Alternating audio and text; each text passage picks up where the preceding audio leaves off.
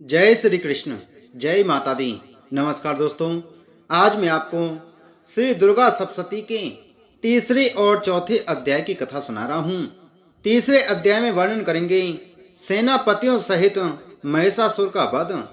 महर्षि मेधा ने कहा, महिषासुर की सेना नष्ट होती देखकर उस सेना का सेनापति चिक्षुर क्रोध में भरकर देवी के साथ युद्ध करने के लिए आगे बढ़ा। वह देवी पर इस प्रकार बाणों की वर्षा करने लगा मानो सुमेरु पर्वत पानी की धार बरसा रहा हो। इस प्रकार देवी ने अपने बाणों से उसके बाणों को काट डाला तथा उसके घोड़ों व सारथी को मार दिया। साथ ही उसके धनुष और उसकी अत्यंत ऊंची ध्वजा को भी काट कर नीचे गिरा दिया। उसका धनुष कट जाने के पश्चात उसके शरीर के अंगों को भी अपने बाणों से बीन दिया। धनुष, घोड़े और सारथी के नष्ट हो जाने पर वह असुर ढाल और तलवार लेकर देवी की तरफ आया। उसने अपनी तीक्ष्ण धार वाली तलवार से देवी के सिंह के मस्तक पर प्रहार किया और बड़े वेग से देवी की बाएं भुजा पर वार किया, किंतु देवी की बाएं भुजा को छूते ही उस दैत्य की तलवार टूटकर दो टुकड़े हो गई। इससे दैत्य ने क्रोध में भरकर शूल हाथ में लिया और उसे भद्रकाली देवी की ओर फेंका। देवी की ओर आता हुआ वह शूल आकाश से गिरते हुए सूर्य के समान प्रज्वलित हो उठा। उस शूल को अपनी ओर आते हुए देखकर देवी ने भी शूल छोड़ा और महाअसुर के शूल के 100 टुकड़े कर दिए और साथ ही महाअसुर के प्राण भी हर लिए। चिक्षुर के मर जाने पर देवताओं को दुख देने वाला चामर नामक दैत्य हाथी पर सवार होकर देवी से लड़ने के लिए आया और उसने आने के साथ ही शक्ति से प्रहार किया, किंतु देवी ने अपनी हुंकार से ही उसे तोड़कर पृथ्वी पर डाल दिया। शक्ति को टूटा हुआ देखकर दैत्य ने क्रोध से लाल होकर शूल को चलाया, किंतु देवी ने उसको भी काट दिया। इतने में देवी का सिंह उछलकर हाथी के मस्तक पर सवार हो गया और दैत्य के साथ बहुत ही तीव्र युद्ध करने लगा। फिर वह दोनों लड़ते हुए हाथी से पृथ्वी पर आ गिरे और दोनों बड़े क्रोध से लड़ने लगे। फिर सिंह बड़े जोर से आकाश की ओर उछला और जब पृथ्वी की ओर आया तो अपने पंजे से चामर का सिर धड़ से अलग कर दिया। क्रोध से भरी हुई देवी ने शिला और वृक्ष आदि की चोटों से उद्रग को भी मार दिया। कराल और दांतों, मुक्कों और थप्पड़ों से चूर्ण कर डाला। क्रोध हुई देवी ने गदा के प्रहार से उद्वत दैत्य को मार गिराया। विंदीपाल से बाष्पकल को, वाणों से ताम्र तथा अंधक को मौत के घाट उतार दिया। तीनों नेत्रों वाली परमेश्वरी ने त्रिशूल से उग्रास्य, उग्रवीर और महाहनुप नामक राक्षसों को मार गिराया। उसने अपनी तलवार से विडाल नामक दैत्य का सिर काट डाला तथा अपने बाणों से दुर्धर और दुर्मुख राक्षसों को यमलोक पहुंचा दिया। इस प्रकार जब महिषासुर ने देखा कि देवी ने मेरी सेना को नष्ट कर दिया है, तो वह भैंसे का रूप धारण कर देवी के गणों को दुख देने लगा।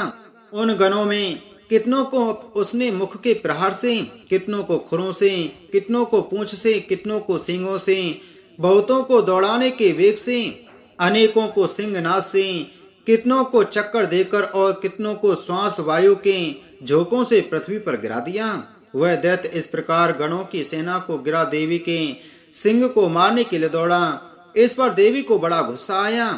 उधर दैत्य भी क्रोध में भरकर धरती को खुरों से खोदने लगा तथा सींगों से पर्वतों को उखाड़ उखाड़ कर पृथ्वी पर फेंकने लगा और मुख से शब्द करने लगा। महिषासुर के वेग से चक्कर देने के कारण पृथ्वी क्षुब्ध होकर फटने लगी। उसकी पूंछ से टकराकर समुद्र चारों ओर फैलने लगा।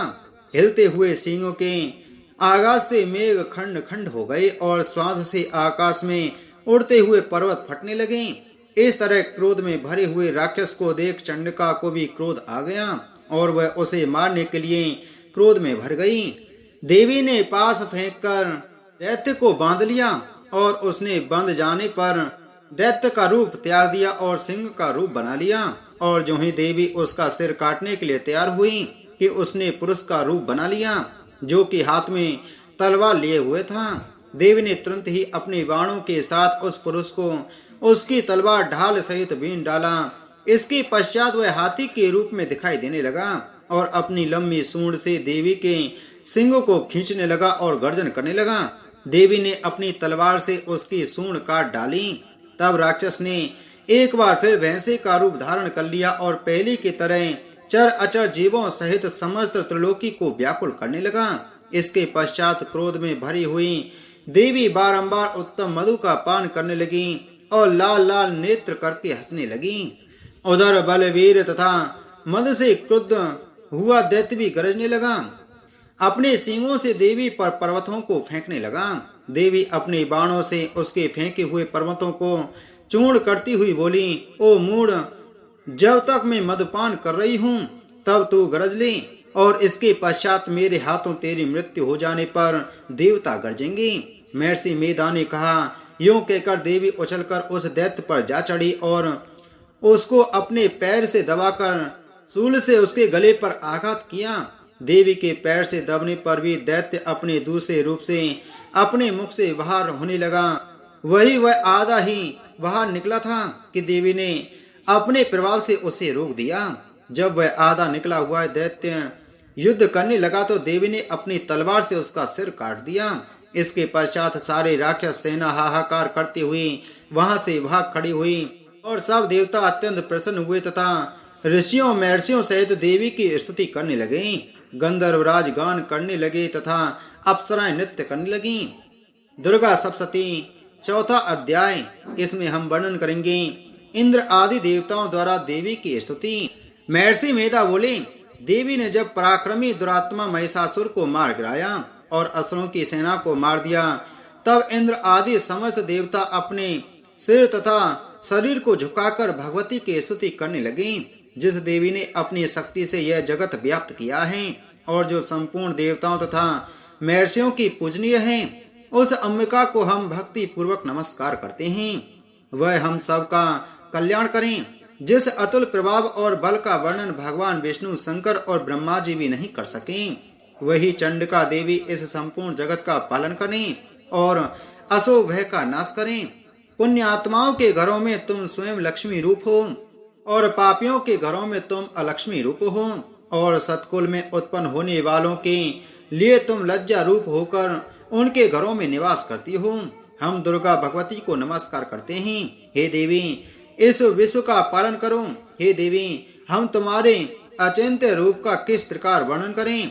असुरों का नाश करने वाले भारी पराक्रम तथा समस्त देवताओं और दैत्यों के विषय में जो तुम्हारे पवित्र चरित्र हैं, उनका हम किस प्रकार वर्णन करें। हे देवी, त्रिगुणात्मका होने पर भी तुम संपूर्ण जगत की उत्पत्ति का कारण हो। हे देवी, भगवान विष्णु, शंकर आदि किसी भी देवता ने तुम्हारा पार नहीं पाया। तुम सबकी आश्रय हो। यह संपूर्ण जगत तुम्हारा ही अंश रूप है, क्योंकि तुम सबकी आदिभूत प्रकृति हो। हे देवी, तुम्हारे जिस नाम के उच्चारण से संपूर्ण यज्ञों में सब देवता तृप्ति लाभ करते हैं, वह स्वाहा तुम ही हो। इसके अतिरिक्त तुम पितरों की तृप्ति का कारण हो, इसलिए सब आपको स्वदा कहते हैं। हे देवी, वह विद्या जो मोक्ष को देने वाली है, जो अचिंत्य महाज्ञान स्वरूपा है, तत्वों के सार को बस में करने वाले, संपूर्ण दोषों को दूर करने वाले, मोक्ष की इच्छा वाले मुनिजन जिसका अभ्यास करते हैं, वह तुम ही हो।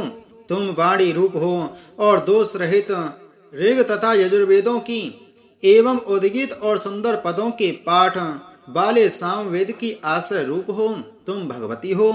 इस विश्व की उत्पत्ति एवं पालन के लिए तुम वार्ता के रूप में प्रकट हुई हो और तुम संपूर्ण संसार की पीड़ा हरने वाली हो।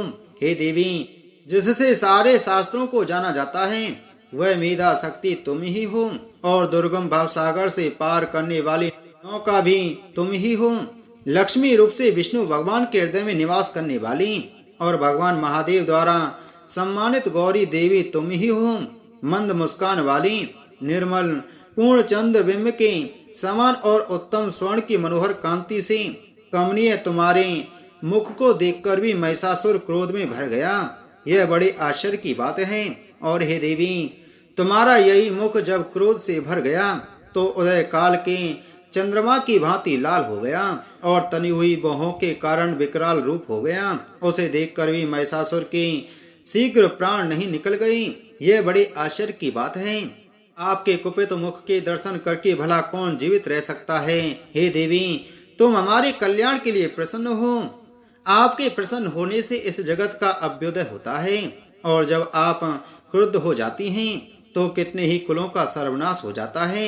यह हमने अभी अभी जाना है कि जब तुमने महिषासुर की बहुत बड़ी सेना को देखते ही देखते मार दिया है। हे देवी, सदा अभ्युदय प्रताप देने वाली तुम जिस पर प्रसन्न हो जाती हो वही देश में सम्मानित होते हैं। उनके धन यश की वृद्धि होती है, उनका धर्म कभी शिथिल नहीं होता है, और उनके यहाँ अधिक पुत्र पुत्रियां और नौकर होते हैं। हे देवी, तुम्हारी कृपा से ही धर्मात्मा पुरुष प्रतिदिन श्रद्धा पूर्वक यज्ञ करता है और धर्मानुकूल आचरण करता है, और उसके प्रभाव से स्वर्ग लोक में जाता है, क्योंकि तुम तीनों लोकों में मनवांचित फल देने वाली हो। हे माँ दुर्गे, तुम स्मरण करने पर संपूर्ण जीवों के भय नष्ट कर देती हो, और स्थिर चित्त वालों के द्वारा चिंतन करने पर उन्हें और अत्यंत मंगल देती हो। हे दारिद्र्य दुख नाशनी देवी, तुम्हारे सिवा दूसरा कौन है। तुम्हारा चित्त सदा दूसरों के उपकार में लगा रहता है। हे देवी, तुम शत्रुओं को इसलिए मारती हो कि उनके मारने से दूसरों को सुख मिलता है। वह चाहे नरक में जाने के लिए चिरकाल तक पाप करते रहे हों, किंतु तुम्हारे साथ युद्ध करके सीधे स्वर्ग को जाएं, इसलिए तुम उनका वध करती हो। हे देवी, क्या तुम दृष्टिपात मात्र से समस्त असुरों को भस्म नहीं कर सकती? अवश्य ही कर सकती हो, किंतु तुम्हारा शत्रुओं को शस्त्रों के द्वारा मारना इसलिए है कि शस्त्रों के द्वारा मरकर वे स्वर्ग को जावें। इस तरह से हे देवी, उन शत्रुओं के प्रति भी तुम्हारा विचार उत्तम है। हे देवी, तुम्हारे उग्र खड़ग की चमक से और त्रिशूल की नोक की कांति की किरणों से असुरों की आंखें फूट नहीं गईं। उसका कारण यह था कि वे किरणों से शोभायमान तुम्हारे चंद्रमा के समान आनंद प्रदान करने वाले सुंदर मुख को देख रहे थे।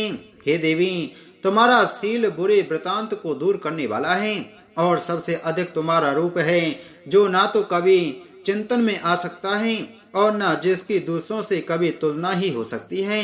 तुम्हारा बल व पराक्रम शत्रुओं का नाश करने वाला है। इस तरह तुमने शत्रुओं पर भी दया प्रकट की है।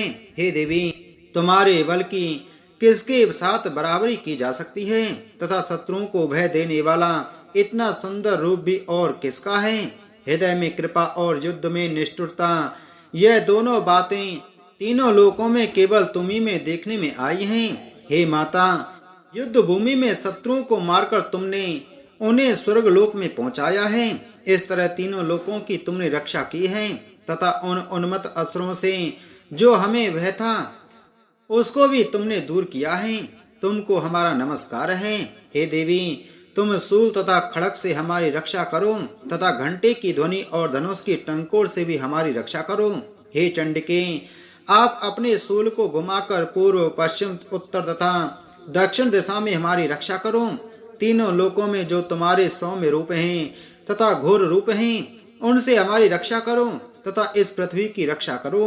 हे अम्बिके, आपके कर पल्लवों में जो खड़ग शूल और गदा आदि शस्त्र शोभा पा रहे हैं, उनसे हमारी रक्षा करो।